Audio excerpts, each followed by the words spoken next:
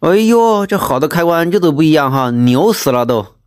中间是带电梯，上下都可以接线，螺丝一压，上下都上紧了。你看这个我往下一压哈，你看下面也可以接线，这螺丝一紧，你看上下都紧了。像那种多股铜线跟单股铜线，你都不用担心压不紧了，一个上面一个下面，谁都不挨谁。废话太多了哈，干活干活。它这个给车子充电，充个半个小时、1个小时的都跳闸了。这个装漏电的确没啥用哈，32的漏电的确小了点。这边停电，3个充电桩，3个开关，也不知道哪个是哪个。关了2个还有电，这个下面还有一个。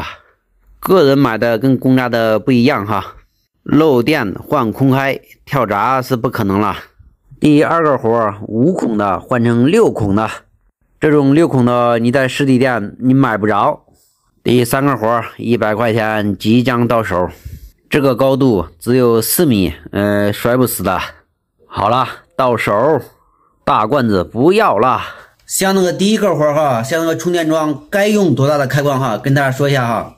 充电桩是7000瓦的，它的快充的话能达到31个电流，你用32的开关是肯定承受不了的。